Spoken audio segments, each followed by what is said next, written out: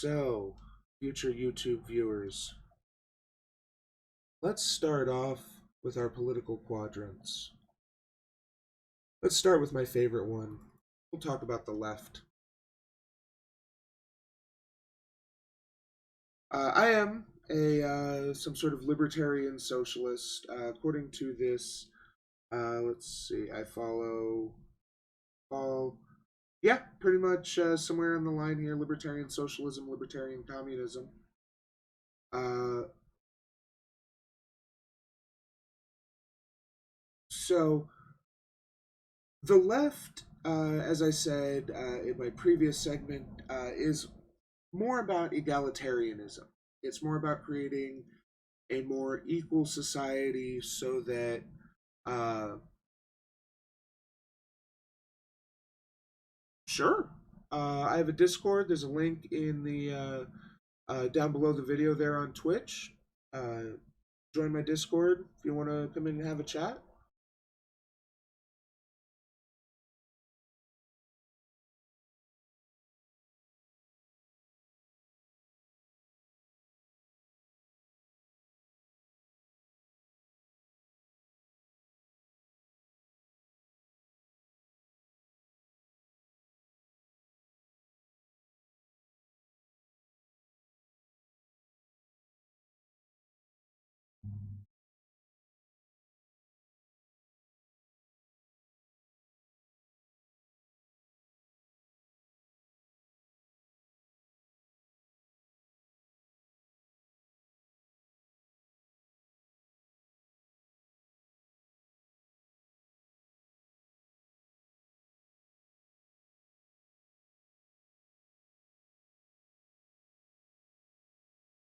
All right, can you hear me, Alex?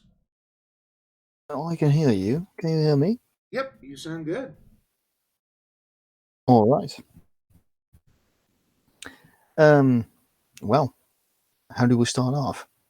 Uh, I may introduce myself. yeah, go right ahead. My name is Alex. I'm a student of public administration in the Netherlands, and I'm currently doing my. And yeah, I know a bit about politics. I'll bet. Uh, Yeah. so, Uh, why don't you start off with talking about your perception of people to the left of the political spectrum? well, it depends how you define the left.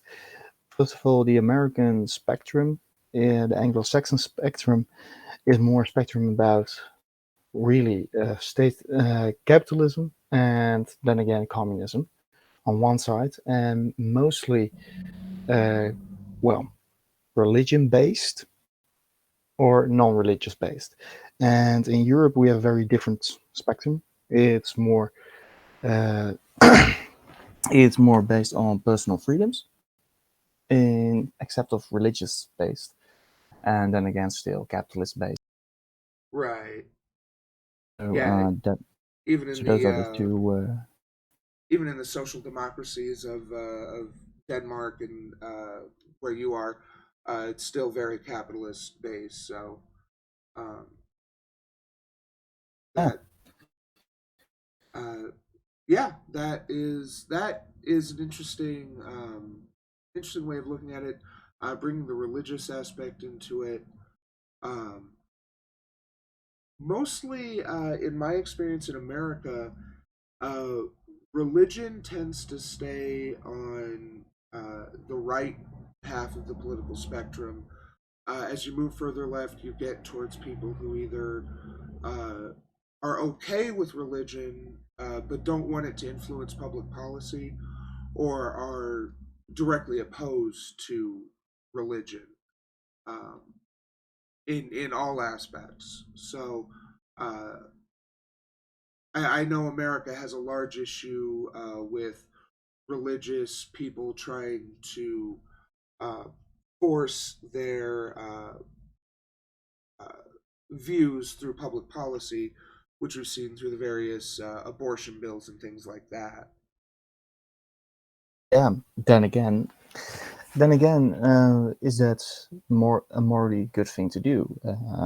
Yeah, throwing yourself, your image of the world, into politics. Of course, for religious people, this is a huge part of their worldview. So, of course, they're going to implement it in policy if they can do so. And of course, this is going to rub a bit against people who don't have that religious view. So, yeah, we see it actually coming up now in Europe too, mostly by Muslim immigrants coming to our countries, and so getting into various political parties and starting to implement policies who are indoctrinated by their religious views. So we see the same thing happening in Europe, and it's predominantly now on the left side, which is an interesting thing. But is the valid way of conducting politics putting religion in it? I think I think it can be, but yeah, it's Um, yeah, I would say religion and politics. Uh, my experiences with religion and politics, from an American perspective, is that it's not a good mix. We have things like, well, as the aforementioned abortion bans, being religiously motivated. We have in America, we've had a lot of issues with uh, religious people getting into power or getting the ears of people in power to talk about uh, to bring about their what they believe God wants, and I just don't I don't know that there's anything that religious belief advocates for that a secular belief wouldn't advocate for more effectively. that's an interesting point. The last one you actually mentioned. Um, yeah, because why is mixed politics and religion actually bad? Good, or does it have any effect at all? Yeah, Right. but then again, uh, from some religious viewpoints, it can be very bad. For example, abortion. I don't agree for 100% with abortion. Um, I think nobody can with 100% say that they're for abortion because it's still a terrible thing, of course, but sometimes it can be necessary. And then comes to really the blurry line. Um, Livestock, for example, with You're people. breaking up. You're breaking up Oh, quite a bit. Maybe try turning your sensitivity down in Discord. So sounds like you're talking a little quietly there. That way your mic picks you up more. all right. Can you hear me now better? Much better. Yes. All right. Yeah, then it was just my microphone. I'm sorry. Oh, you're good. You're good. Yeah, it's really a blurry line because, again, what difference does it make? And of course, religious people also can have very valid points and have a certain worldview. The big argument for democracy and for a liberal democracy, as we know it in the West, is that we mix all these worldviews together through the political system to make it eventually work, that we can work all together. And of course, then you have to mix up a few of those religious views in politics, because a lot of people can have this view, and a lot of Americans do have this view. So I think it's very valid to have these people in the democratic system and making policy, because they're part of that society. And yeah, I'm not religious either, and I'm not left wing either, but well, I do. I still do want left wing people in politics, left wing policy in politics, religious policy in politics, and religious uh, politics in the political system. Because well, my neighbors can have that view, and I want to work together with my neighbors too. So That's an interesting viewpoint, and I generally agree that no one's beliefs should be legislated away. I agree with you there that even though I don't hold any religious beliefs, I have people I care about who do, uh, so I don't want to restrict their access to those beliefs. My issue is when we have people like I don't know how old you are if you remember the the immediate aftermath of 9/11 and when we went into Iraq. Um, One of the big things that got a lot of attention and airplay was that uh, Bush was claiming that God had told him to that he needed to do what he did. And when we have the leader of our government claiming to take advice from God, I have an issue with that because um, that's functionally just his will. But because he says God said it, we have to take it seriously. Um, Yeah, that's definitely a political move. right. Yeah. Um, I guess my issue is that when he says God says we should do this, it's given a lot of weight, and there's a lot of people, both within the political system and pundits and people like that, who give that a lot of rhetorical weight. Whereas if he had just said, I think we need to finish what my dad started, we need to punish these people for this actions, that's a lot that has a lot less automatic support from pundits and from religious figures and things like that. So it's a lot of times used as a rhetorical shorthand to lend support to your argument when really you're just arguing for what you want. Yeah, but isn't that just politics? Like a politician who's lying for its own benefit, that isn't new, of course. No, And no, yeah, using different language and using different frames and labels to better himself and better his policy. Yeah, we see that all the time, and absolutely, and it absolutely. works. It works. Which is why I would advocate for more efficacious and more rigorous rhetoric so that um, when you make an argument, like if someone wants to force an invasion of a foreign sovereign nation and they are the president, they can just say, I have evidence that we want to invade. Now, depending on the exact makeup of the governing bodies and things like that, how strong that is. But if he walks up there and says, in America, if he walks up there and says, God tells me to do this, he has preachers making the case for him, he has news people, he has talk radio, he has all these people because God told him to. There is no rhetorical basis for that argument.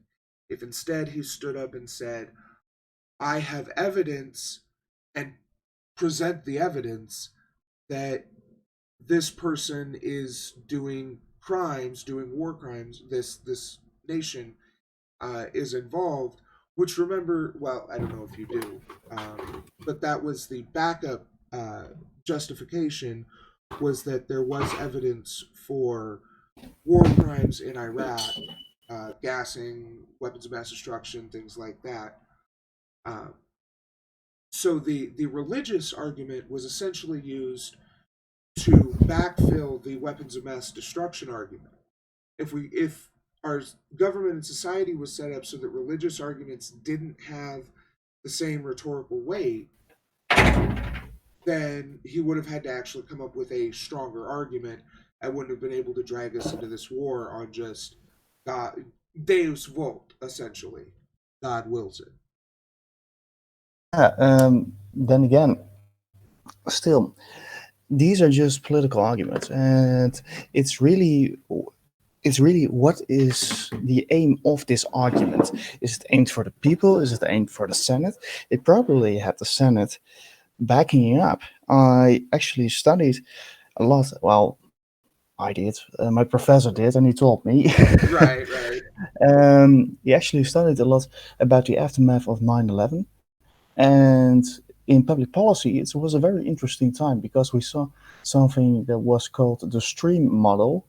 Um, yeah, coming into play. This is a policy theory that when a tragic event happens, then most of the political parties align uh, align each other, gonna form one big coalition to do one big action against that, and then in that opportunity window, you can put as much as crazy policy as you want in it, and people are gonna love it because, well, they're shocked by this very big, mostly external events, and they just want to see action. Well, right. how do you sell this action? And I think with Bush, of course, who already has had a very big religious well supporters, a lot of religious supporters, Oh yeah. evangelical Christians, I think it was a good argument. I think it was a good political move. Is it a moral move or a good move in the Right. long term? Well, I don't think so. But yeah, can you really blame him for playing politics? He's a politician. Right. It's basically his job. Right. No, my argument is that uh, his use of that rhetoric was effective in the moment, but was generally more harmful and so should be discouraged versus strong versus other rhetoric that may have been used to achieve the same ends, uh, such as a stronger if there actually had been weapons of mass destruction, a better argument that way. Which is that's my whole argument against religion and politics is that it's used as a essentially a thought stopping justification for actions. Oh, wait a second. Um, yes, I agree, but there are also other things in politics that can do that. Of course, a strong ideological basis can do the same thing.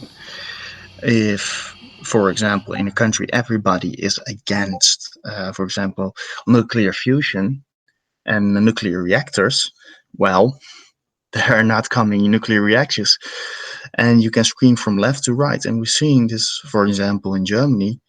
In Germany, they're very much against nuclear reactors, Right. even though some right-wing parties, like the CDU of Merkel's party, are saying, yeah, we actually want that. But the big consensus in that society is, oh no, those things are fucking shitty. We don't do that.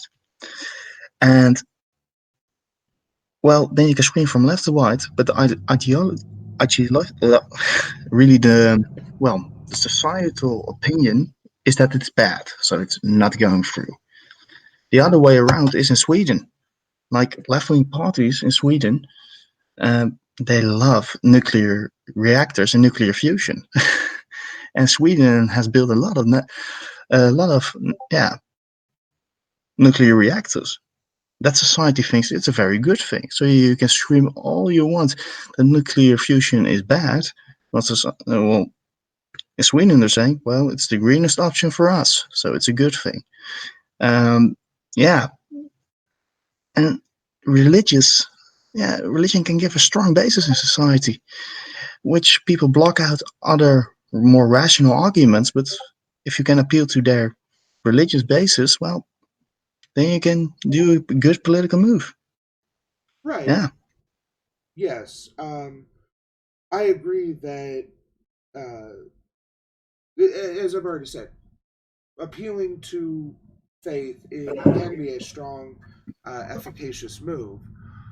However, what I'm advocating for, what I would want to see in a society, Uh, so what I would like to change about our society is that for the arguments made would be based on solid logic and data and evidence, rather than just, well, we all believe in the same fairy tale, and my interface with the fairy tale tells me that we need to do this, and so suddenly you've got all the people like there's no data backing it. There's no solid foundation in reality.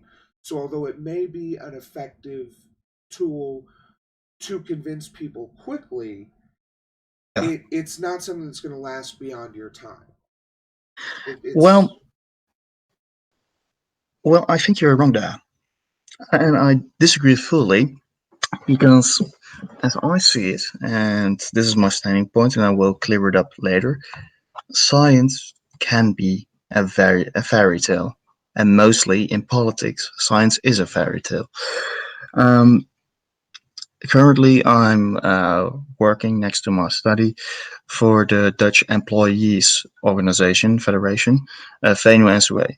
And well, what I do there is I'm studying lobby processes. I'm studying, yeah, basically public affair processes and how we can, well,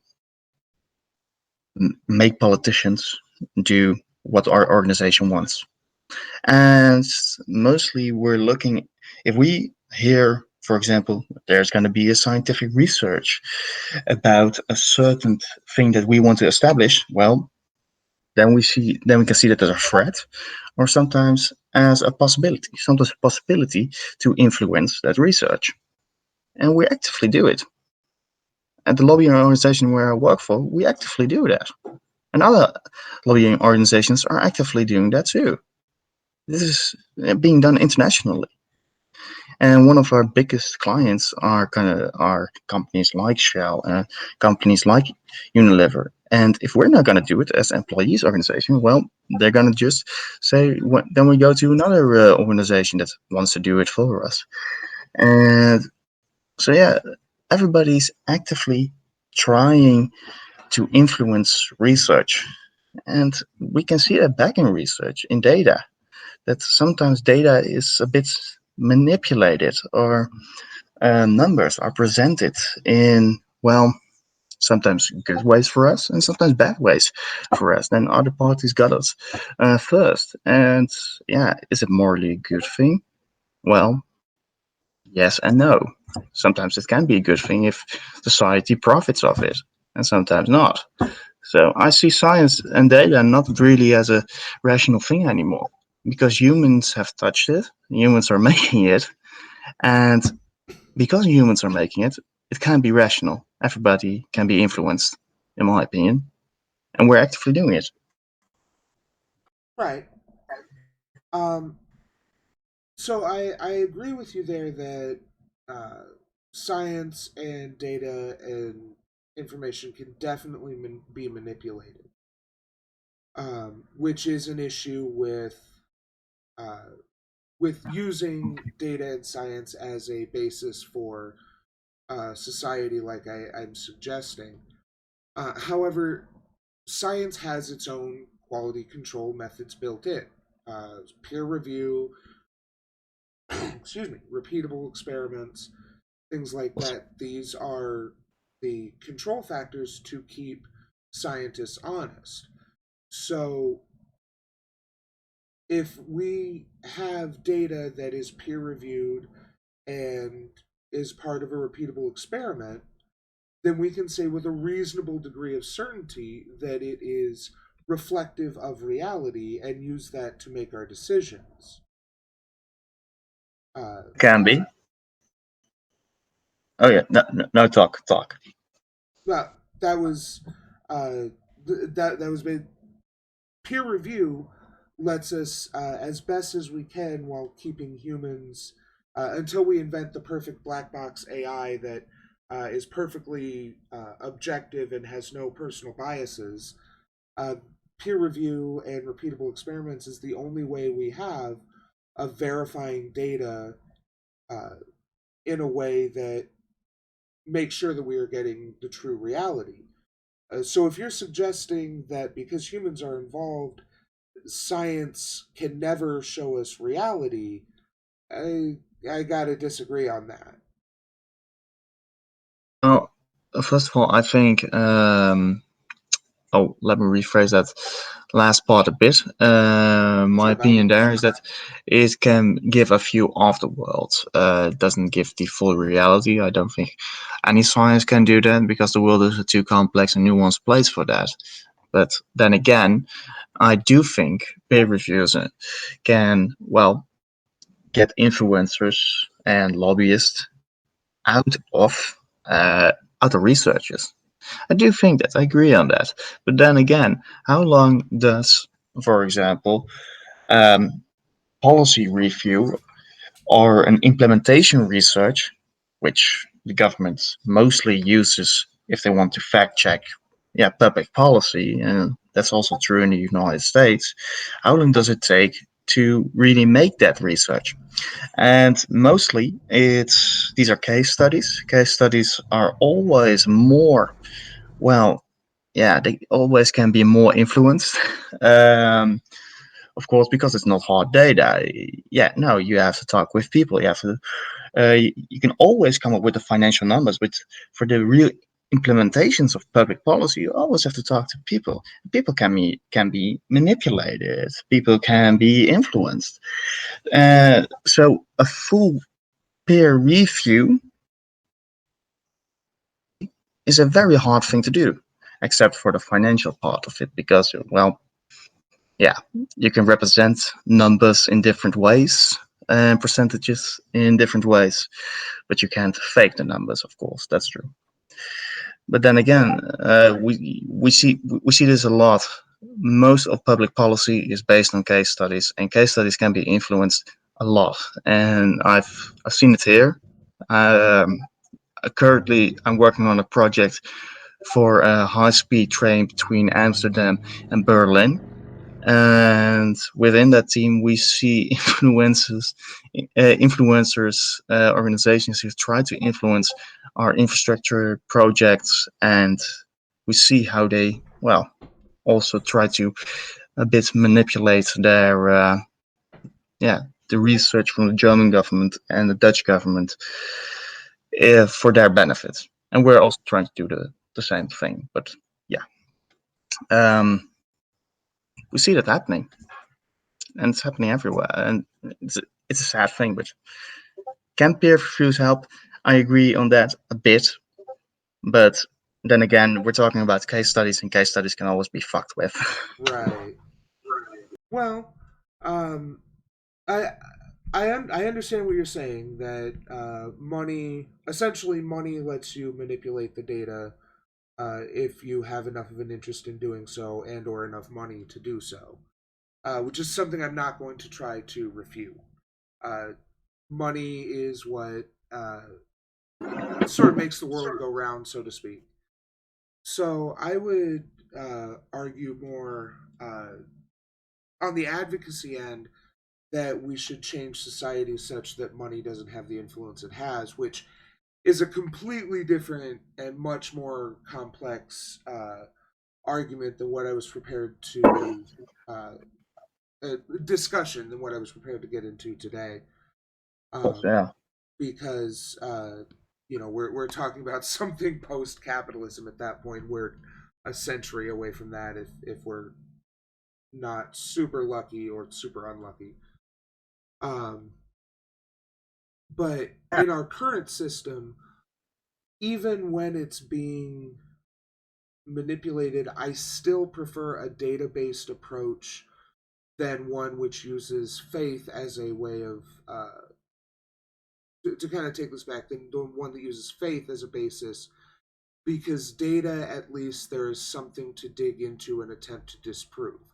I can't disprove that George Bush heard someone talking to him, telling him that he needed to invade Iraq. I can't disprove that.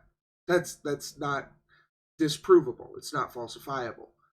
But when he said that they have so many tons of nerve gas and so many warheads and things like that. These are things that can be disproved or proven, and that's why I think that a better, more efficacious, more egalitarian society would be one where data is put forth so that it can either be proven or disproven.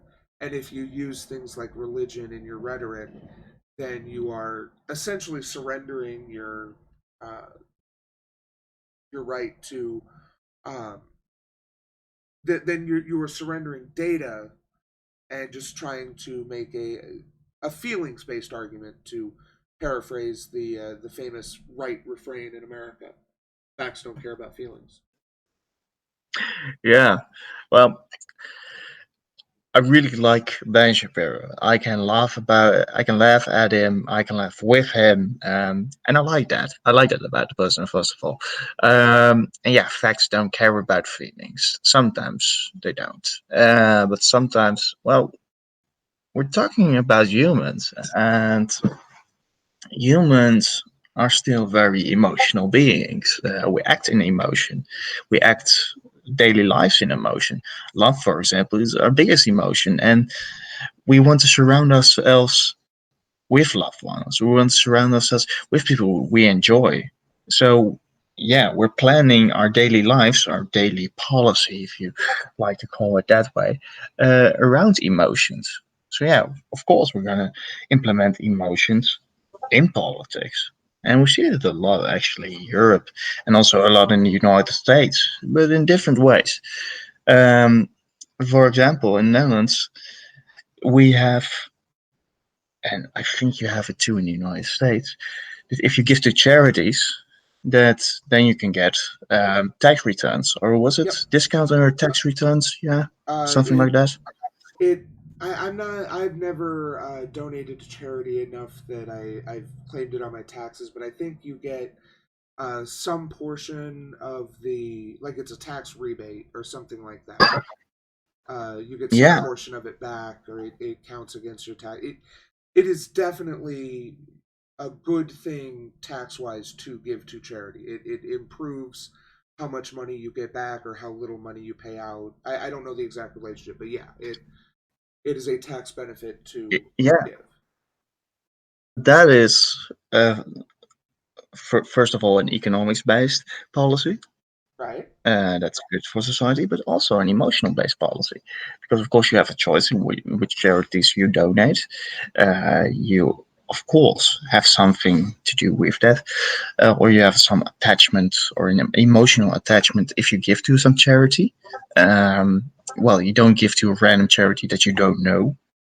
That's not a Right. very rational thing. So, of course, you're gonna act in emotions, and of course, public policy is gonna be surrounded with emotions. Yeah, that's just the way public policy, but also politics works. Politics is especially the field of emotions. So yeah, if some people are gonna have religious emotions, um, yeah, so be it. I think it's only But gonna be there, and I think I you think can't shut that out. you're misunderstanding me, that I don't want to take emotion out of discourse, but I All right. want to Yeah. make sure that emotion is properly, like, Saddam has so many weapons of mass destruction, and that is bad and dangerous. These are emotionally loaded words and language that are based on data. Emotion as part of rhetoric is very powerful and something I support. What I don't support is using rhetoric that short circuits the uh, desire to uh, falsify data by using invoking religious rhetoric. God wills this, so it has to happen. The data wills this. Well, does the data actually say that? Those are the two different arguments. Both can be couched in emotional language, but one has a firm logical basis and the other has a less firm logical basis. Yeah. Um, I agree, and I get that. I get it. All right, you cleared it up for me. Yeah, I really think, I really think you have. in my opinion, I think you have a problem that society likes these, religious, or your society likes these religious Oh yeah, arguments. no Yeah, disagreement there. Yeah, no, I agree. yeah, It is an issue with society, not just with those who make those arguments, which is part of what I'm doing here. I'm trying to, in some teeny tiny way, create a greater advocacy for considering the logical and rational basis of arguments, not just listening to the emotionality. yeah. Um, then again, yeah, really, it's really more part of society. Like Yeah, more atheist societies are still, well, very irrational. I think your biggest point now is that, yeah, in America, people are, especially religious people, are very irrational. If I guess so, in your opinion, um, the religious based on lobbyist, the religious yeah, lobbyist base and establishment, people like Joel Osteen. He's the other one who died here recently. I can't remember. I'm horrible with names. Um, but those type of people uh, are not.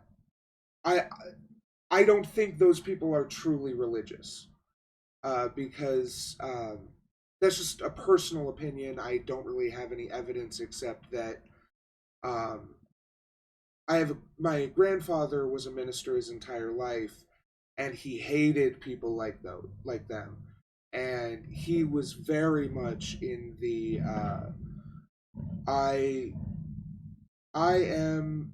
He was very firmly religious,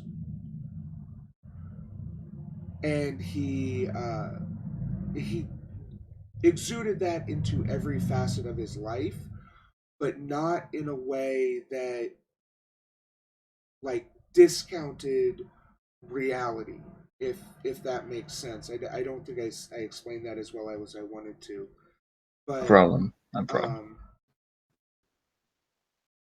basically there are religious institutions in America which use religion badly, but religion as an institution does good things in society, although I'm skeptical of how many of those good things are things that require religion.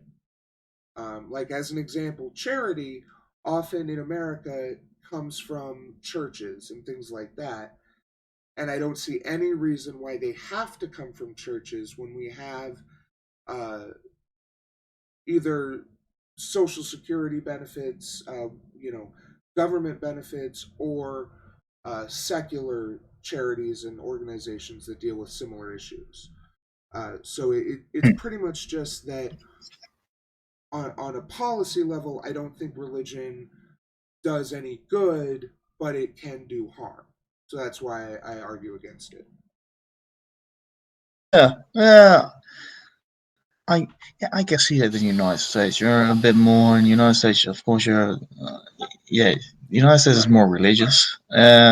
I come from a country where 60% of society doesn't believe in any God, Yeah. and It's because Europe well, kicked all the religious people out 250, 300 years ago and they all came to oh America. no, no, no, no, no, no. Well, they kicked themselves out, right? Well, actually, the Netherlands was a haven for Protestants, and actually, the Quakers came before they came to America. They came to the Netherlands, but in the Netherlands, they had to pay taxes, Ah. so they went to America. That So, explains a well, lot, actually. yeah, yeah, like the Netherlands, it was like 50 years ago. It was a very religious country. We have always been very much seen religion as a very different thing. than Americans see religion more, and especially Christianity, as something to spread. Jehovah Witnesses and the Mormons are two examples of those.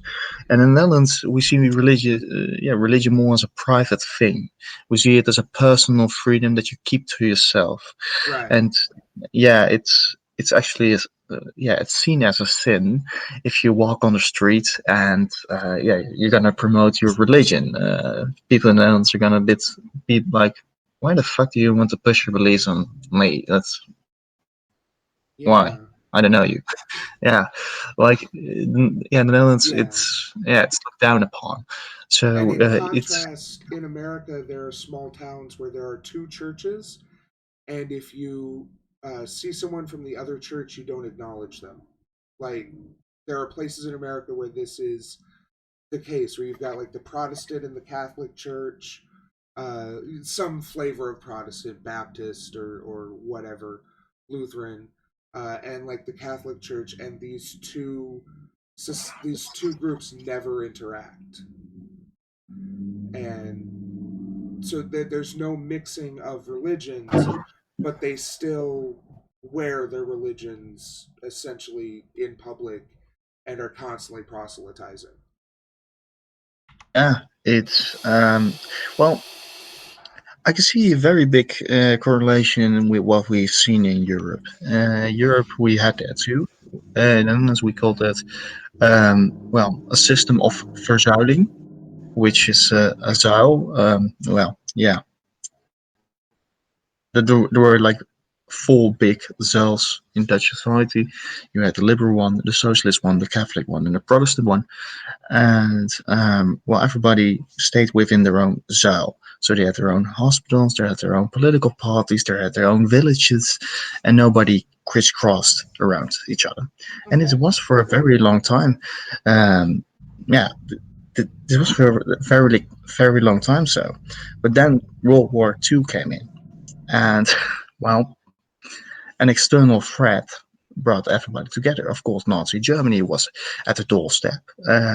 They invaded our country. The resistance came into life, where actually a lot of socialists and a lot of fundamental Christians came together and were like, "Well, fuck it, we're gonna kick these assholes." Uh, so after World War II, when the former leaders of these cells wanted to bring back their own cell system because it was a bit faded away in World War II, well, everybody was like, "Yeah, but we know each other right now. We like each other a bit right now. We'll work together to fight the Nazis, and now we have to shun away from each other. That doesn't make sense." So we then saw that system crumbling down, and in the 70s, it's all came crumbling down. My grandfather and my grandmother their marriage was a sin. Their parents saw their marriage as a sin because my grandmother was a Catholic and my grandfather was a Protestant. Right. So yeah, but like all our grandfathers and grandmothers here in the Netherlands, they were crisscross marrying each other and were like, fuck it, we don't care anymore. World War II is over. Right. Yeah. So World War II really brought down these very big religious structures and ideological structures in the Netherlands that separated, uh, yeah, us Yeah. in society, and that's why we became more atheist. Because why would God hate a Catholic? And I'm marrying a Catholic, so now he hates me. What the fuck? That was that was literally what my grandfather thought. Yeah, And so he especially shunned away from fighting religion. fighting the Nazis with Gott mit uns on their belts and shit. I'm sure it was very difficult to convince themselves that that God was really a positive force when, well, he was supporting the Nazis, allegedly, according to them. And Yeah, Himmler wanted to. Himmler was a very big occultist, and he wanted to oh yeah, bring up upon a Germanic religion.